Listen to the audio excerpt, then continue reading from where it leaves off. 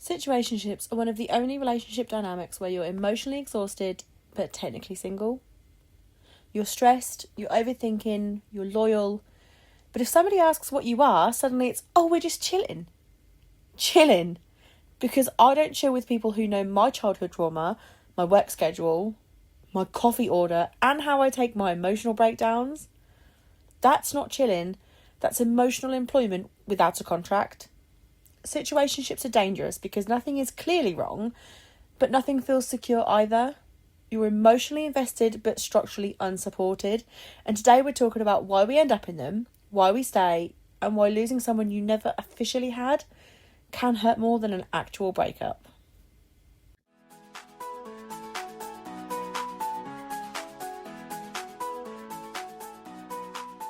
Welcome back to Unhinged but Healing, where we talk relationships, red flags, emotional patterns, and learning to stop settling for confusion disguised as connection.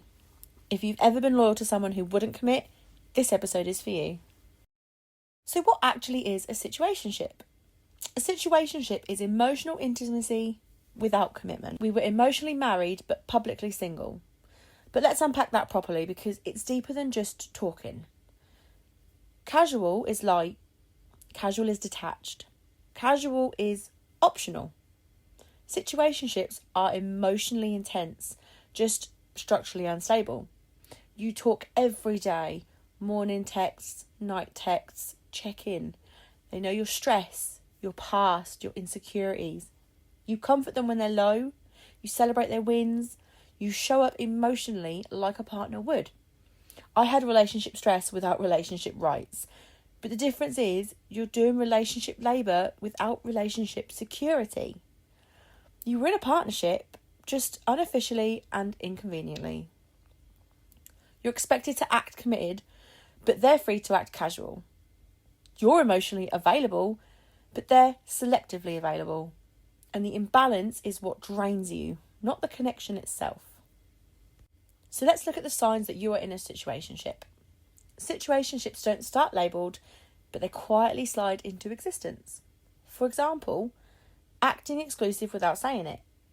You stop dating others. They imply that they have to, but it's never confirmed, just emotionally enforced.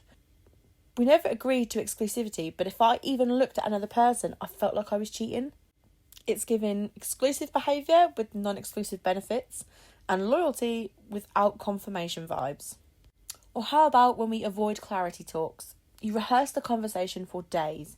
You approach calmly and gently, and they react like you've proposed marriage after brunch. Apparently asking what we were was emotional terrorism. Clarity felt like pressure from someone benefiting from confusion. They wanted access, but not accountability. And let's not forget the no future language.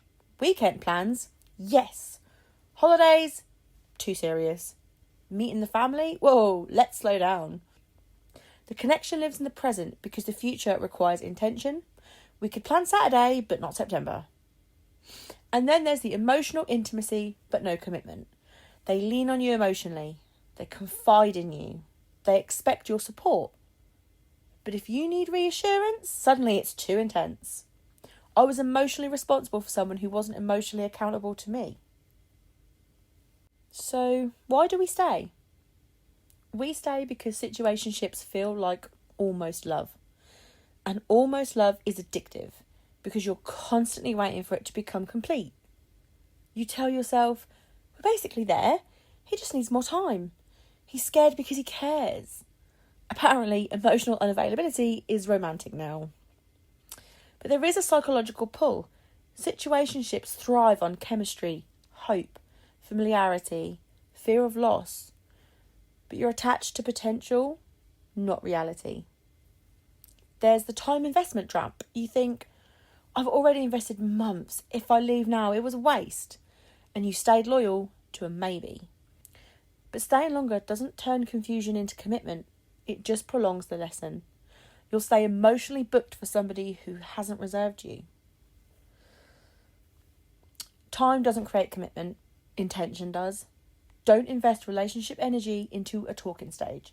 Someone can keep you casually for years if you keep accepting casual. So let's talk about the emotional cost. Situationships don't shatter your heart dramatically. They erode your self-worth slowly. You start negotiating your needs. You stop asking for reassurance. You downplay your feelings so that you don't ruin the vibe. You have this emotional shift. You go from confident to anxious, secure to overthinking, relaxed to hyper-aware. You are in a full relationship with someone who insists you are just vibing. But the deep truth is that you start proving your worth instead of protecting it, with full-time emotions versus his part-time commitment.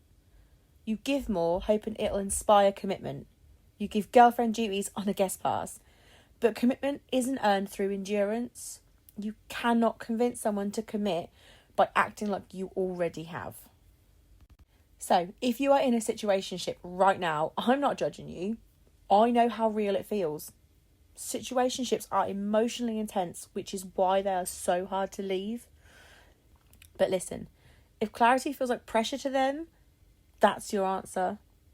Someone who wants you won't risk losing you by keeping you undefined. Someone who wants you truly won't make you question where you stand. You deserve someone who is sure about you, not someone who keeps you emotionally close but commitment distant. You don't need to earn a title through suffering, and you don't need more patience. You need more clarity. If you've ever been loyal to someone who wouldn't commit, you're not alone. Submit your situationship stories anonymously and I'll be reading them in future episodes, because healing isn't always graceful, but clarity will always set you free. I'll see you on the next episode.